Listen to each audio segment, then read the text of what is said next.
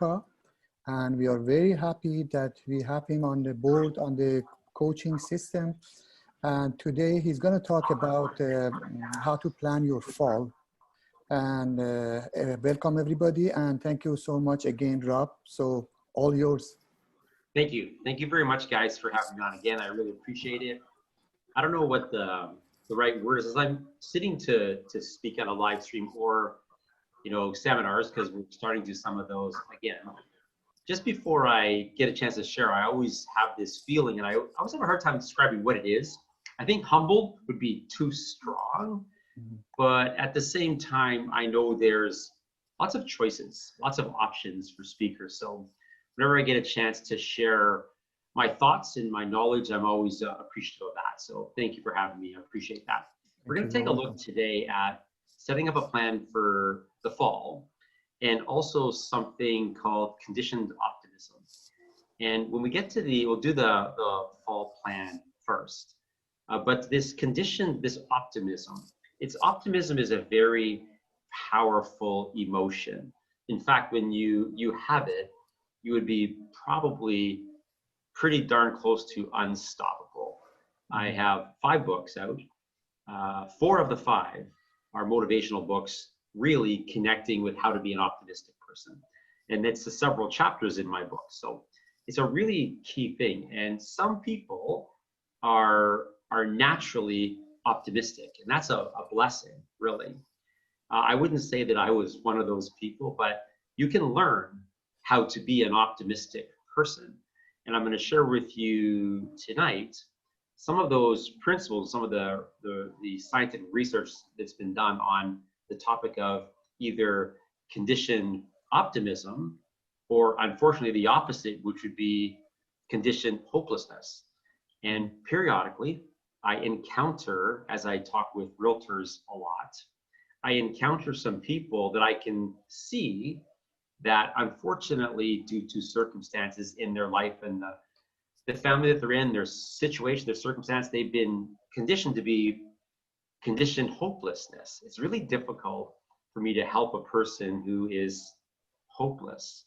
I do my best, but I do know the power of conditioned optimism and the power of the opposite, which would be conditioned hopelessness. So there's a lot in this. I'm going to share with you the plan for the fall. And I would think that as you looked at this title, the fall plan and conditioned optimism, you might have thought, oh, I'm going to get into this live stream so I can get the fall plan. And I will give you some ideas on what I think it is you need to do. But this time that I share with you, the information I'm going to give you on conditioned optimism is 100 times more significant and more powerful than the plan I'm going to give you, or the plan I would suggest you do for yourself in the fall. So with the fall plan, let me start by saying this. We just came off July and August. So if you're taking notes, you'd want to write this down. July and August were records for sales. And I said to you guys, I think it was July or August, I did a live stream for you. And I said to you on the live stream, we're going to set some records. And so the Toronto Real Estate Board was formed in 1920. It's now 2020. So the board is exactly 100 years old. And that would mean 100 Julys and 100 Augusts. There's a certain number of sales. This has nothing to do with the prices. This is just the units sold. And in July of 2020, 2 months ago, that was the most homes sold in any July in 100 years. And August was the most homes sold in August of any August for 100 years. And here it is, September the 9th. And I'm telling you, and I'm going to do one more live stream with you guys a little bit later on. This one's going to be a fall plan. I'm going to do finishing the year strong. I think it's November 11th. I'm not 100% on that, but it's sometime early November. And I'm telling you, before September's finished, September will also be a record. This will be the most homes sold in September in 100 years. But I don't think October will be. And the reason for that would be this. In mid-May, the market started to pick up again. And I know I wasn't with your office the beginning part of this year or with you folks, but in March and April, and I did mention this on the last live stream I did with you guys, I was saying to everyone that would listen to me in March and April, the market's going to come back in mid-May, and then it's going to rock and roll to the rest of the year. And so that did come back right about May 15th and has been super strong ever since then. And when it came back, because April was so low at under 3,000 sales, that should have been 10, and the end of March was down 2, and the first 2 weeks in May. So when the market came back, we were off by about 12,000 sales.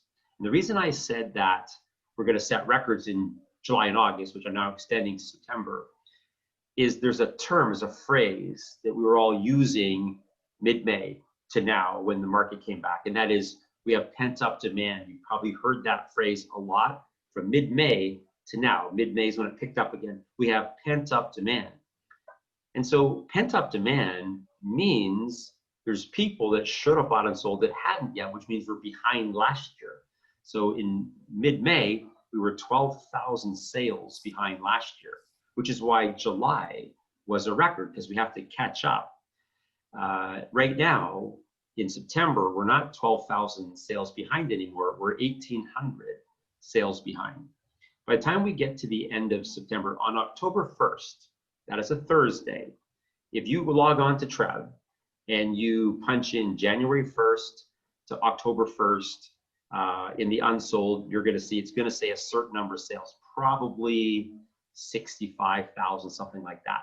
If you set the computer back, just tab back to last year, January 1st to October 1st, you're going to see that's the same number. So by the end of September, we won't be able to say anymore this year, we have all this pent-up demand. Pent-up demand is when you're catching up, and we're going to fully catch up in the month of September. I don't know if it'll be September 3rd. It could be a few days earlier. You might discover that in October 1st, we actually sold more homes this year than last year. We might catch up September 25th. I don't really know that date, to be honest with you. So once we've caught up, we can no longer say we have this, we're behind. We can't say it's pent-up demand. The pent-up demand is catching up to where we're supposed to be. I believe that October and November and December will still also be very good. I don't think there'll be records because there won't be any more pent-up demand. Once you catch up, there's no more pent-up demand. We were behind all the way until probably 2 weeks from now, 3 weeks from now. This is going to be another record and then really busy the rest of the way. I think you kind of have to know that when you're setting a plan. So on that note, if you have some sellers that are thinking of taking advantage of this market, and if you're aware that from May to now, we're behind last year and we're still catching up, we still have pent-up demand, and you know that we're going to be caught up by the end of September, because believe me, I'm going to be right, then why would your person wait until after we got caught up and all the pent-up demand is gone? Then you're just dealing with just those folks who are going to sell in October, November anyways, which is going to be a lot. So if you got people that have to sell, it wouldn't be wise to wait till October. September would be better than October. Okay, so write this down. A fall plan. And I just have a couple of things here that I want you to do. One of the things about our coaching program and the reason that we do so well with clients, I think the average on Trev last year was 2 or 3 transactions per person. Of our 1,400 or 1,500 coaching clients, I think 700 are here in the GTA. I mean, I'm here, so this is where we have half our people. Those people last year averaged 43 transactions. That is crazy high. And that's because one of the reasons is we don't give them 10, 15-point plans. Hey, guys, work on this week. Work on this thing this week. Work on these 2 things this week. Work on these 3 things max. We don't bog them down with lots of information. Just, hey, let's do these things. So when it comes to a fall plan, I think you need to set a couple of simple goals that you can hit. Because if you hit these 2 things, listings taken, listings sold, buyer, they'll all come into, there'll be like ramifications of these things happening. There'll be byproducts of that, really. So write this down. You should set a goal for right now from September 9th to October 30th, this next month and 3 weeks. Set a goal for that. I'll be back with you early November. I'll help you finish the year strong. So for about 7 weeks, set this goal. And write down this category of contacts. You should take a look at the calendar. It's 7 weeks, so that means there's 35 work days, Monday to Friday. And you may have some time off. There's probably a holiday in there, probably Thanksgiving, I would think would be in there. And so take a look at how many of them you'd work. I don't need you to work all of them. So if you were a one-on-one coaching client, we'd always want to be realistic. So I say, okay, there's 35 work days. Can you give me your best on 28 of those days? And the client say, of course I can do that. Okay, fine. So we've got some margin for error. Give you off a few days. You got a few more days just to screw up because you're out, late doing something. So give me 28 really good days. And how many contacts can you make on 28 days? I can make 20. Actually, 20 is our class average. So our clients, some do 40 contacts a day if they have one of those services that just dials the number for you. I forget what they're called, but I can't remember. You guys know what I'm talking about. One of those dialer services. They make 40, 50 a day. Some don't use that. They make 10 a day. But the average for all the clients is 20. So I said, okay, can you give me 28 days at 20 contacts a day average, which means some days you'll have to do 30 to make up the day you did 10, which would be 560 contacts. Can you give me that? They said, I can do that. Fine. So let's just do that. Let's make 560 contacts. Some would say, Rob, I'll do 1,000 contacts. Some will say, I'll do 1,500 contacts. I've made 1,800 contacts as a realtor back in the day in 1 month before. So whatever for you, as you listen to me, you know where you are. If you say, honestly, Rob, I've never prospected before, which means you've never been in coaching before, anybody's coaching program. Because if you don't prospect, you couldn't survive in any coaching program. But if that's you, you might say, honestly, if I talk to 10 people a day for 28 of these 35 days, that's miles better than I'm doing now. Fine then, make 280 contacts if that's you. But you know what's the right number for you. And then I would recommend you write that down and track it. See if it's not alive in your brain, it has no bearing. In order for your subconscious mind to grab that and activate the law of attraction, it must be real in your brain, a lot of airtime. So post it, make a big chart, 280 or 560 or 1,000 every day. When you take something, take it off, knock it down to 0. So set a goal from today to the end of October on how many contacts you can make. Second category is leads. How many can you find? How many leads can you find? Now, just as a guideline here, our clients average a lead every 35 contacts. So if you're going to make 5, 6, you're probably going to have 6, 7, 8, 9, 10 leads. I mean, think about that, guys and gals. In the next 7 weeks, if you had 6 or 7 or 8 new scenarios in play, like this guy needs to sell and buy, and this guy needs to sell, this guy needs to buy. If you got 6 or 7 or 8 new scenarios in play, they're not all going to work out, but you're a busy realtor for the next 9 weeks. We'll deal with November, December on our next live streams. Right now, just go in small chunks. There's a saying that I really love, and it's this: inch by inch, life's a cinch. Yard by yard, life is hard. See, when you try to take on too much of the big picture, it gets difficult and overwhelming. Just try to talk to, for example, 560 people in the next 7 weeks and find 8 leads, if that's your goal. Just like that. Just focus on that, get that done. There's a whole bunch of stuff on the go. If I talk to you on October 3rd, you can say, man, I'm so busy right now. Isn't that what you want?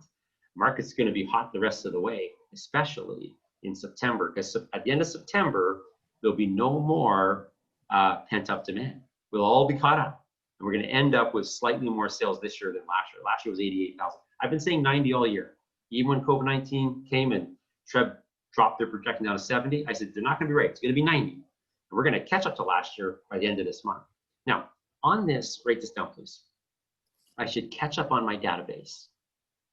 I should catch up on my database. Mm-hmm. Now, let me just talk to you about this for a sec. If you've been around any coaching company, I don't care if it's Richard Robbins or Tom Ferry or Brian Buffini or Craig Proctor or Kathleen Black or Mike Ferry, I don't care who it is. Every single coach on the planet is going to tell you to call your database every 90 days. There wasn't anyone that wouldn't teach that. It's just a smart thing to do. And so what they'd want you to do, including our company, is use the quarters of the calendar for those 90 days. Like right now, we're in the 3rd quarter. So at the end of September, we'll end the 3rd quarter and the 4th quarter will start. The reason it's wise to use the calendars of the quarter, 1st quarter, 2nd quarter, 3rd quarter, 4th quarter, is because life can sometimes get off the hook and get crazy. Things go on in your personal life that, just life gets crazy sometimes. And then after something happens that's legitimate and it's a problem, and it goes by, it solves itself, or you get past it. But then you regroup. Now, if you don't know where you are in your 90-day cycle, you don't know where to get back on the bicycle. But if you know that you go on the calendars of the quarter, let's just say something happened significant in your personal life in July. And then now it's kind of, you've either accepted it or it's past, it's done, it, whatever, it's over now. And then you're like, oh, got to get back on. Well, at least you know where to get back on. I'm getting back on right now, which means I got to call my database in the next 3 weeks and start afresh the first quarter. If you go with the calendars of the year, the quarters of the year, you know where to get back on. So right now, I'm thinking that most of you probably have not been calling your database in the third quarter. So as you're going to set these big goals, why don't you set a goal to catch up with your database, all of them, in the next 3 weeks, which will take you through the end of September. Then you'll be done with your database for the third quarter. Start afresh in the next quarter. So in other words, I'm saying this to you, and we wouldn't let a client make this mistake. So if you are saying, okay, yeah, let's set this goal for the next 7 weeks, and you're out door knocking or calling around a listed or sold, and you haven't called your database, that's a mistake. So if you would know if you've been responsible with your database July and August, this third quarter. If you haven't, make them your lead generation for the rest of September. And then in October, get back to the other ones. If you're out door knocking and not calling your database, I'm sorry to tell you, you're never going to get anywhere. All you're going to do every year is scramble, scramble, scramble, scramble, scramble for deals. You're never going to have the career that you want to have. I would like you to have the career that you want to have. So if you haven't called your database, do that. Call it all, every single one of them, and tell them we just broke 2 records. Bring them market updates. Perfect thing to talk about. So from a fall plan sort of thing, into keeping it simple, as we always do, set a goal for contacts for the next 7 weeks, set a goal for leads, and catch up on your database. All right. Let me talk to you now about conditioned hopelessness and conditioned optimism. And you're going to fit somewhere on this spectrum. I've met realtors that are conditioned hopelessness, and then I've met some that are conditioned optimistic. But then everybody would be in the middle, because there isn't anything on this side or anything on this side. You're right in here somewhere. Hopefully, you're not here. If you are, I will give you the steps to be conditioned optimistic. So let me tell you how this whole thing came about for starters. So write this down. Write down elephant. And then beside that, write conditioned hopelessness. Now, as I share these 2 studies with you, I don't want you to think I approve of them, because I don't. But there are studies that were done, and they demonstrate conditioned hopelessness, and they demonstrate conditioned optimism. And then they figured out how to make that happen. So as you know, you've probably heard this before. If an elephant is in like a zoo or in a traveling circus of some sort, when they're young, they drive a stake in the ground. It's in cement. They take them to the cage. It's in cement. It can't move. And they have a really tight rope around their foot. And every time they go to walk away, it hurts them. And so they get used to not trying to get away. And then after a while, they get so used to that as they're traveling from city to city doing their whatever they do, their circus, the grown elephant, who is super powerful, they just put a wooden stake and they hit it into the ground. It's not in cement. I could pull it out, for goodness sakes. You could pull it out. Everyone can pull it out. It doesn't matter. It doesn't need to be secure, because the elephant has conditioned hopelessness. And so they go to the end of the rope and they feel it tighten up and they stop. Because see, they've been conditioned to be hopeless. And that's the way it is. And I said before I started, I'm not suggesting in any way I approve. I don't approve. But that's an example of conditioned hopelessness. And I'm saying to you that I've met people that, for whatever reason, other things in their life, family members, clients perhaps, spouses, have been whipping on them and keeping them on that rope, and they're getting used to getting beaten down. And over time, like the elephant, they just give up, and they're now in conditioned hopelessness. And when I run into them, they're there at the event because there's free lunch and they're just hanging out doing nothing. And I could just tell their countenance is so so down, and they say like, like there's so many realtors and nobody wants to really buy from me, and they're just, their dialogue, you can tell this person is in conditioned hopelessness. Now the other experiment I want to share with you, and I equally do not agree with this one, is they took 10 rats and they put them in a tub of water, and they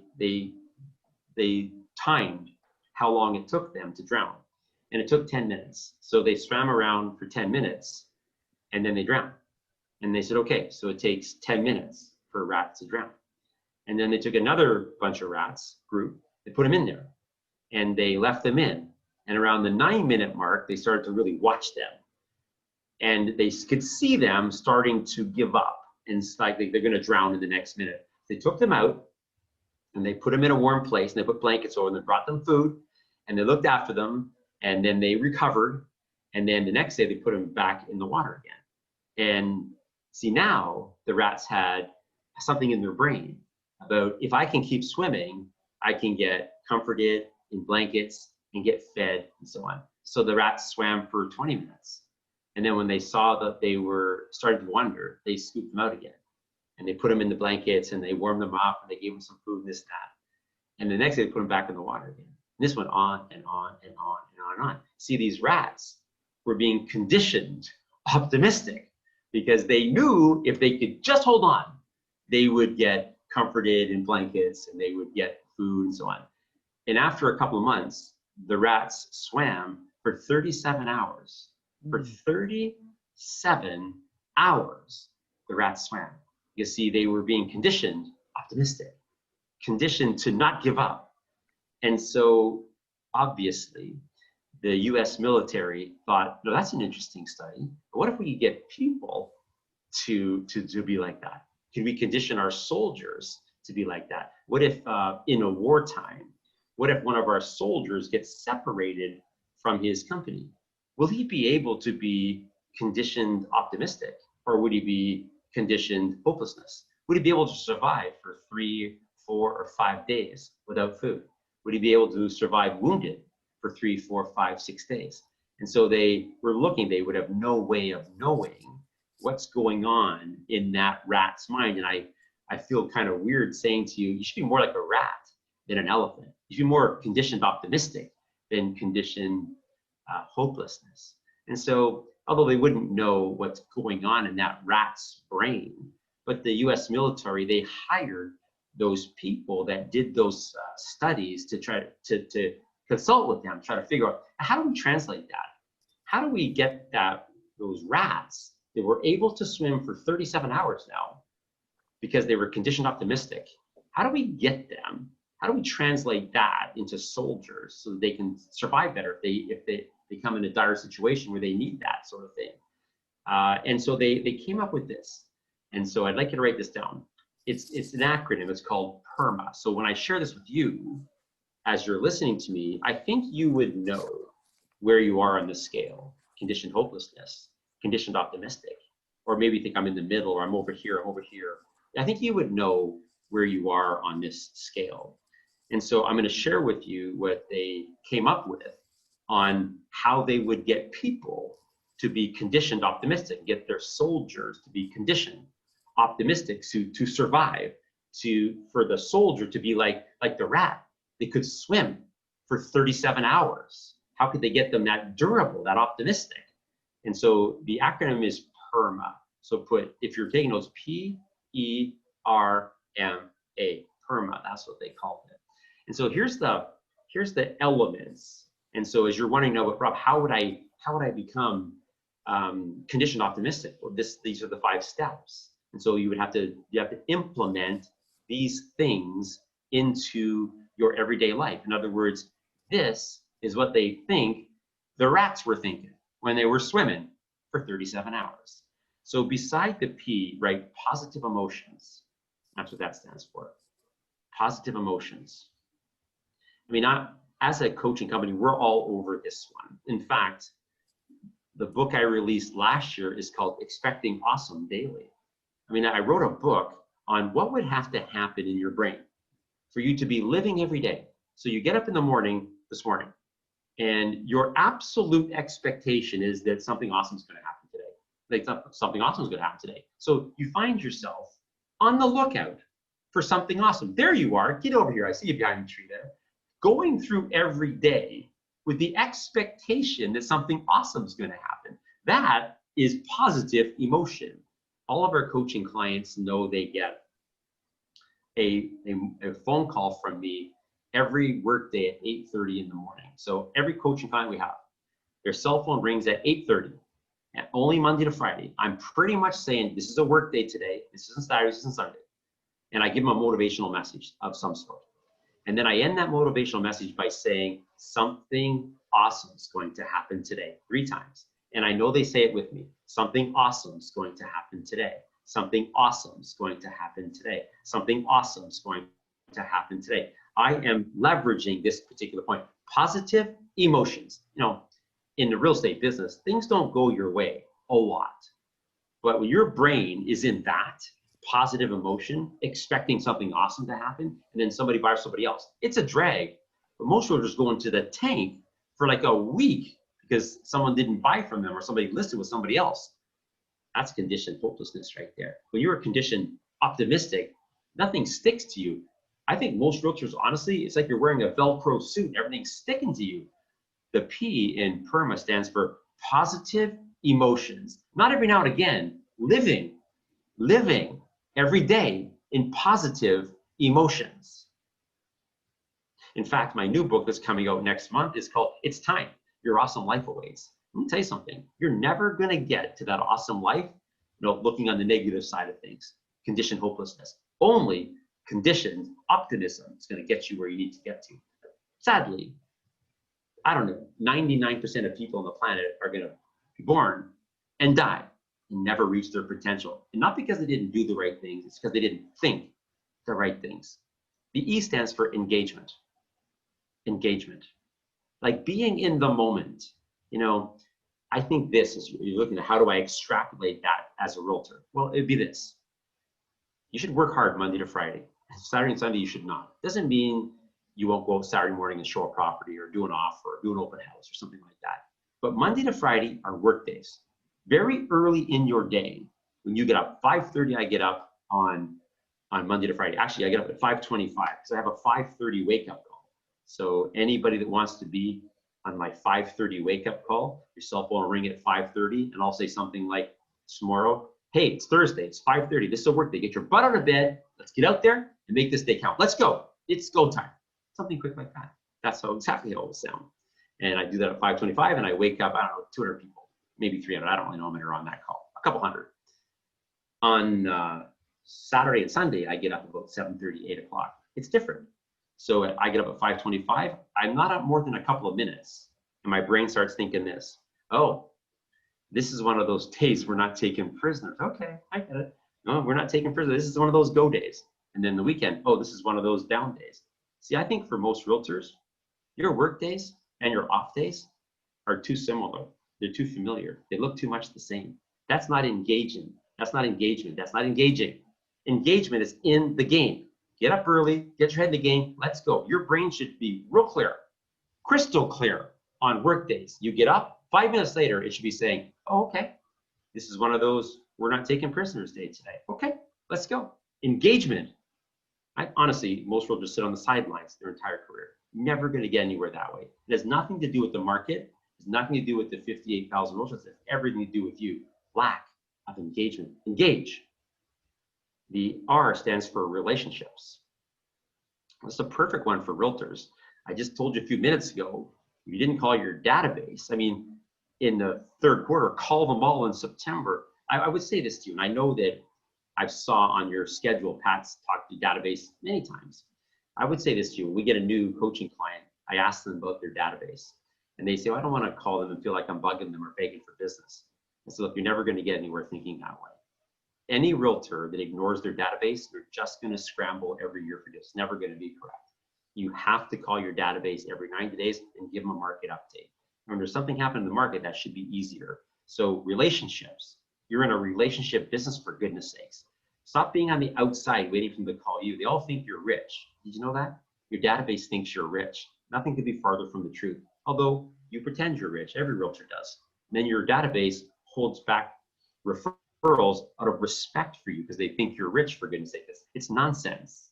Engage with your database, that E and the R, relationships. You're in a relationship business, for goodness sake.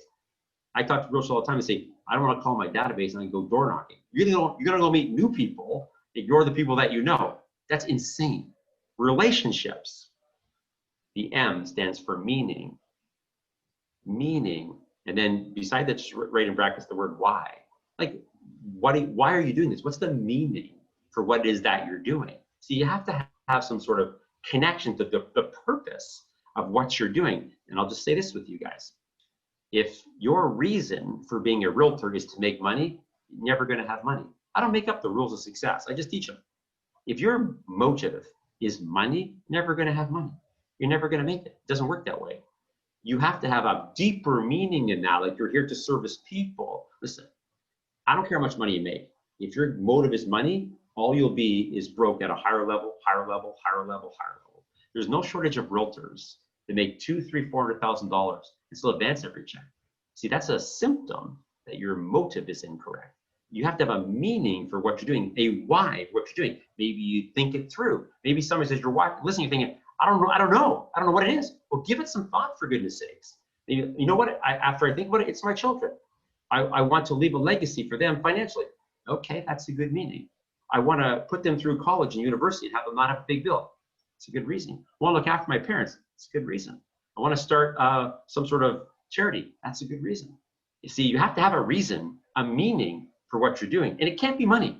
It can't be about the money. That is so shallow, it's insane. The success world will not honor that. You have to have a deeper why, a meaning to what you're doing. You think about the soldiers again. They're putting their life on the line for a cause because they believe that the side that they're on is correct and those other guys are wrong. And those other guys, other gals are wrong. They have a real clear purpose for what they're doing. They know why they're doing it. They have a conviction for what they believe. That's why they fight so hard. And then the A is accomplishments and or wins. Accomplishments, wins, track them. Man, we do this nonstop with coaching clients. Wins, accomplishments. So things happen that are good. See, I hear this a lot from people, positive thinking is so much powerful than negative thinking. That is a bunch of crap. That is not true. That is not true. I mean, we would like that to be true. I talk to realtors all the time. I'm looking in their tracking system, seeing their week at a glance. And I get them on the phone. Before they come on the line, I can see on their screen, oh, wow, listing taken, two listings sold, excellent. I get them on the phone. How's it going? Oh, I'm so upset. I'm like, oh, I must be in the wrong tracking system. Oh, it's theirs. What's going on? Oh, this listing I was supposed to get, they went with someone else. Did you take a listing? Yeah. Did you make 2 sales? Yeah. But those 3 good things are outweighed by that bad thing. That's what you're focusing on? I probably should be thinking about that. Yeah, think? See, negative thinking is like, if you ever watch for time-lapse photography, somebody plants a seed and it grows into a flower in like 10 seconds, time-lapse photography. That's a negative thought if you let that get in your brain. Just grow and take over your brain. That one thing that happened was bad. It's a very common occurrence, what I was just explaining to you. Overshadowed those 3 good things, and they're mad about that thing. Really? That's crazy. So you keep track of your wins. It should have went like this. I say, hey, how's it going today? Fantastic, they should have said. Yeah, I can see you have a listing and 2 sales. I do. Anything else going on? Not really. Oh, I had someone list someone else. That's okay. That's what they should have said. That's what they would have said had they were thinking correctly and focusing on the accomplishments, focusing on the wins. Track the accomplishments, track the wins. As things happen during the day and something happens good, make a mental note. Hey, that's really good today. I wonder if that's my awesome thing that's going to happen today. It's pretty good. I think I can have a more awesome thing than that. Be on the lookout every day for awesome things. PERMA, that's the sequence to, I know it sounds strange to say, to be a rat. Not that I want you to be a rat, but rats, those rats, they could swim for 37 hours. Do you have that kind of durability? They think that is what was going on inside that rat's head. They were having positive emotions. They were engaged in what they were doing. They had others in there. They had a meaning for this, and they were tracking. That's another hour gone, another hour gone. We're closer, closer, closer, closer. That's how you develop conditioned optimism, which is going to be necessary to get to where you get to. where you want to get to. Okay, that's it. Thanks for your time. Thank you very much, Rob. Thank you very much. Pat, do you have questions? Thank you very much, Rob. That was great advice. And hopefully everybody listen carefully and do it, you know, take action on these advices. If anybody has a question, we can take question right now for a couple of minutes. If anybody has question, they can put it in the chat section, or they can unmute themselves and ask.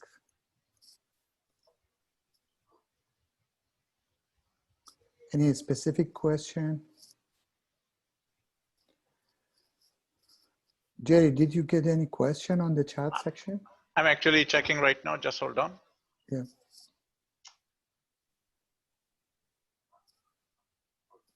No, there's no questions on the chat. I have a question for Rob. Sure. Rob, how do you compare the US real estate market compared to Toronto real estate market? That's hard to say, because you see the US market, it's like here. We have clients in Calgary that aren't having the same as having here. So in Canada, it's not even the same all across Canada. So it's not going to be the same across the US. But some parts are really hot right now, like California is really hot right now, and I don't mean temperature. Our clients there it's hotter there than it is here. But then there are some spots in the Midwest that it's actually really slow, like we're kind of slow in Eastern Canada right now. So the US has hot spots and not so hot spots. I think we have about maybe 40 cities in the US where we coach people. I would think about 30 of them are in really good shape, and about 10 of them are a bit slower. It's the same as Canada though. They're not all super hot right now. Okay, great. Thank you. I have another quick question for you, and this is with reference to, you know, the calls. I know that sometimes when you say 20 calls a day, for some realtors, it's hard to even think about making 20 phone calls a day, right? And we have said, no, you have to make 20 contacts, right? So is that? Yeah. That's 2 hours. So basically, if you're at door knocking or on the phone with your headset on, that's going to be a couple hours worth of work. We're going to do, our average is 10 contacts a day, speaking to 10 people. You're committing 2 hours of your work day to lead generation. I don't think that's a lot, but that's how long that would take. And if somebody can't do that, they should work toward that. I see we have a question here about the coronavirus. I have a question. Oh, hello there, young lady. How are you? Hi, good. Thanks, Rob. Great speech that you had. It was good. Some people who are saying that when the CERP money stops, and that's when the real estate market is going to crash. How will you answer that? Yeah, see, the thing is, if you want to be a real good forecaster, it's Simi, right? If you want to be a real good forecaster of the real estate market, you should stop using so much logic. Because logically, that you are right. Logically, that should happen. But in July, we didn't get to phase 3 until the 3rd week in July. We shouldn't have broke a record for the most sales in 100 years. There's a phase 4 we're not in yet. So the thing is, I got licensed in '87. I know Pat's been around for a while too. If the real estate market, Simi, followed a logical pattern, I would have my own plane, you know, flying around in my jet. But it doesn't. It follows a different cycle. And the cycle for 2020, if you take COVID-19 out, we're supposed to be very affluent upward. Clearly, it's stronger than COVID-19 right now. So I know that CMHC, they're banking their prediction on the market correcting on the second wave and the mortgage deferrals coming up and all the money we're lending and the business going out of business. Logically, they are right. But from here back, Simi, the real estate market has not followed a logical pattern. It follows its own pattern. And so logically, those things make sense. But I always tell everyone, if you want to be a better real estate forecaster, stop using so much logic. The market it wants to go in a direction. It corrected 3 years ago. Yes, 2017. Yeah. And which I told everybody in January that was going to happen, because that was the path it was on. After that, in 100 years, it's never corrected and then corrected again. It's never happened in 100 years. It wants to go up right now. And apparently it's stronger than COVID-19. So I don't think that's going to happen. Although I will say this to you, I believe 2021 won't be like 2020. I think we'll still have the 90,000 sales, but I think it's going to be much more balanced. I don't think it's going to be a seller's market like it is right now, or a buyer's market. It's going to be much more balanced next year. I don't think it's going to be like this year, but I don't think it's going to correct. By the way, CMHC called for a slow summer and we broke records. If you look at CMHC, like I think, Simi, you'd agree that CMHC, Canada Mortgage Housing Corporation, when they say something, realtors tend to go, oh, wow, CMHC said it, right? They're important, yes? Yeah. Well, if you look at from here back, Pat would tell you, they're hardly ever right. Their prediction is atrocious, actually, because always using too much logic, which the market doesn't follow. So I don't think the first wave didn't stop the market. I don't think a second wave is going to. In fact, the second wave, we would know things now. There's things we didn't know before. Now we will know things. I don't know how they could be bigger the second time around. Great. There's What's your take on the rental market? Yeah, well, see, the thing is, that's logical because like people are saying to me, why is the condos they were getting 2,100, 2,200, now they're only getting 17, 1,800, right? The rental market going down. Well, we have 1.6% mortgage rates. I saw that the other day. So that means people were spending $2,000, $2,500 renting. They can buy now. So obviously they're getting into the market. So obviously that's going to put less people in the rental market, which is going to have to make that go down. That's just the law. That's how business works, right? That's pretty predictable. Yeah. Mm-hmm. Thank you. You're very welcome, Sydney. I think I saw another question there.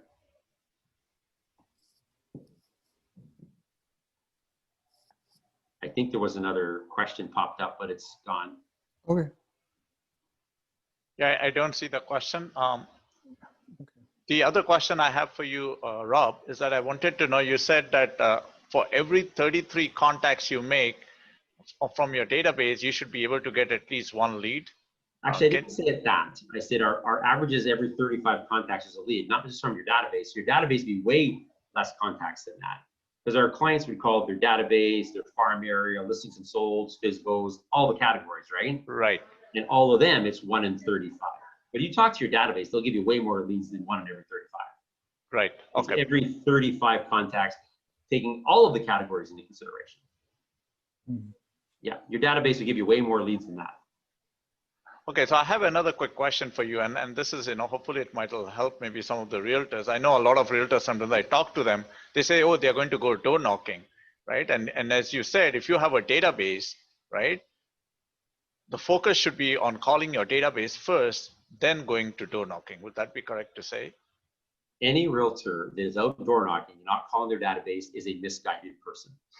It's never going to work. They have a mental hang up they need to deal with. Your database should always be your #1 source of effort, business, and so on and so on and so on. So if you're out prospecting other people and ignoring your database, I'm sorry, that's misguided. That's never going to work. That question did pop back up, and I read it while you were talking. And that is, a person said, I have a habit of getting off track. How do I stay on track? That was the question that popped up. Well, that's the thing with coaching. You see, whether it's our company or Mike Ferry, Tom Ferry, Rich Robs, our coaching program started at $99 a month, go to $700 a month. So I think that's the case with all realtors, that you have a hard time just staying on track. So if you join anybody's coaching company, it doesn't have to be mine, but every coaching company would have a tracking system. You would track what you do every day, so you could be monitored. As soon as you do that, then you would stay on track. That's very, very common. Whoever typed that question in, for realtors to get going, and then they make a deal and they stop, and then it's a vicious cycle. That's why they join coaching. And when they join, that's why they stay in forever, because the coach keeps them on track all the time. Because left to your own, you're probably not going to do that. That was the question that popped up. So get some help. If you don't want to join a coaching company, then maybe go to your manager. Say, look, would you hold me accountable? Can we talk periodically? Can you keep me on track? Can you help me set some goals? That is what we do, but you can also do it with your manager. We'd be happy to do it for you. I have one more last question for you, Rob. I want to know, and I'm just curious, right? I know you said you have clients in Canada and North America. Can you give me an example of one of your clients? How big is their database? That's a really good question, Jerry. We try to get everyone, when we get people, they usually say, oh, I only know like 40 people, but that's nonsense. They know way more than that. We try to get everyone to get a database of at least 200, but some have databases that are much bigger, 4, 5, 6, 700, 1,000, but we try to get everyone to 200. If you have 200 people in your database and you call them every 90 days and give them an update, they're going to send you 10%, 20 deals annually. That's significant. For a lot of people that are listening now, that will be life-changing.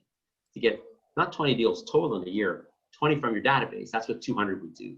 300 would do 30 and so on. So if you call them every 90 days and say what we say to say, you get 20 transactions. So we try to get everyone, Jerry, to get 200 in their database and then grow that up over time. Oh, wow. I know you're setting up some really conservative goals, but when I talk to some of the realtors, I tell them you should have at least a minimum of 1,000 people in your database, and that 1,000 should give you at least 10%. Which should be 100 deals. Yeah, it should be, right? And in their mind, and the example that you gave today is because in their mind, they're already conditioned as hopelessness, saying that that's impossible to happen. Yeah, so for example, I mentioned earlier that our average clients last year sold 43. So that means the average person had about 200 in their database, which is 20 deals. And then their second pillar did, I don't know, 8 or 9 deals. And the third pillar did 8 or 9, 10 deals, and a couple random ones. When you add them up, that's how you get to 43, right? Because we teach to have 3 sources, right? 20 deals, 8, 10, 8, 10, 3 or 4. So from 08, when our company opened to now, our clients have never averaged less than 40, and it's never been more than 50. It's always somewhere in the 40s because 20 deals each from their database, 6, 8, 10 from this pillar, 6, 8, 10 from this pillar, and then some random ones adds up to 40 something. When you call your database, how do you start the conversation? And that is Najib. I would start by saying, hi, Najib, it's Rob. So just look, guys, please pay attention to what I'm saying here. The reason that realtors don't call their database because other coaching companies tell you to call your database and ask for business, and you don't want to do that, so you don't call them and you neglect them. We don't even want you to do that. That's not the right psychological way to do it. You just have to call your database and give them a market update. Every single time you run into anybody in your database, the first thing they say to you is, how's the market? Every single time. They're starving for information on the market. All you got to do is say, it's Najib. Hey, Najib, it's Rob. Vivian, how you doing? Great, thanks. Listen, I want to give you a quick market update. You have a minute. And then right now you'd say, wanted to let you know that in July and August, we broke a record that's 100 years old. So, and they go, wow, that's amazing. If you do that every 90 days, 4 times a year, as simple as that, easy dialogue for you, then they would get past this, them thinking you're too rich. And when they think you're too rich because you pretend you are, and you never call them, they hold back referrals out of respect for you. They don't want to bother you. Now they start sending them to you. You get 20. All you got to do is call them and give them an update. Start with, just want to give you a quick update. And then right now, just tell them we just broke 2 records. Tell them we're going to break a record in September as well. But in September, we all caught up to last year. That's a really good question. But I can tell you this, 100% of the realtors that ignore their database do it because they have in their mind that they call them every 90 days and ask for business. That's insane. I know companies teach that. That's because they don't understand the psychology behind it. You're just supposed to call them, give them a market update. Nothing more, nothing less. We're not in the 1980s anymore here. And when you do that, they'll send you all the deals. That's a really good question you asked. Mm-hmm. Awesome. Thank you. Thank you so much, Rob. If nobody has a question, we can wrap it up for tonight. I have one last question. Sure. Go ahead, Simi. What's your take on student rentals? No idea. Student rentals? Yeah, I have no idea. You mean to buy them, to rent them out? Yes, because a lot of students are not coming to the country because online classes are starting. So that kind of real estate market. Yeah, Simi, I don't really know, to be honest with you. Okay. I've never even thought about it. So I don't want to, just like the other question, or that was a previous live stream earlier. Somebody asked me about if I could give my take on the new housing market. I said, I have no idea. It's not my thing. So honestly, Cindy, I've never even thought about that. I don't know. Imagine if that's going to happen, they'll probably have to sell them and move along. But I don't really know for sure. Got it. Okay. Thank you. I don't want to pretend. No, but the other 2 answers you gave, they were perfect answers. It's good to learn. Thank you. Rob, you have a special offer that you mentioned last time. Would you please repeat that if possible. Hello? I'm just reading a question there. Oh, yeah, go ahead, go ahead. So basically, because we're doing these live streams with you, we're connecting with United Realty here, that anyone can join our accountability coaching, which is $149 a month for $99, and you're going to subsidize the other.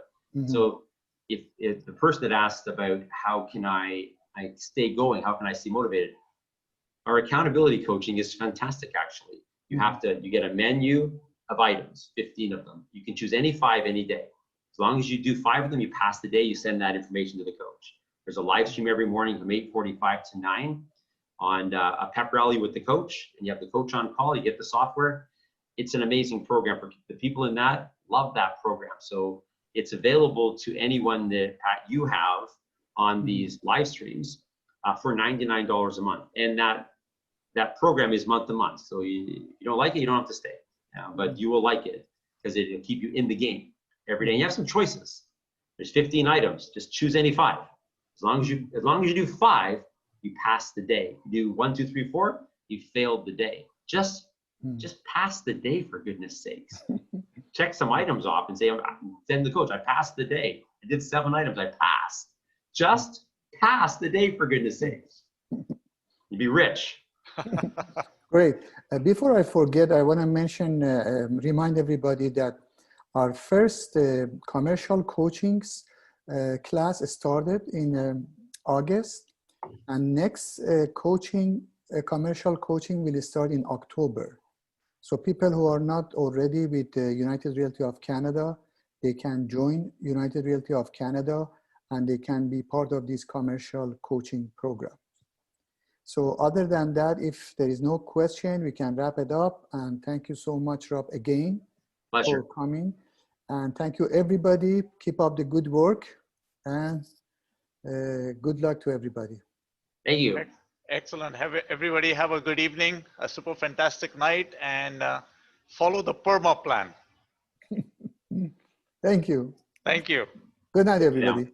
Bye-bye. Good night. Thank you so much. Have a good night. You too.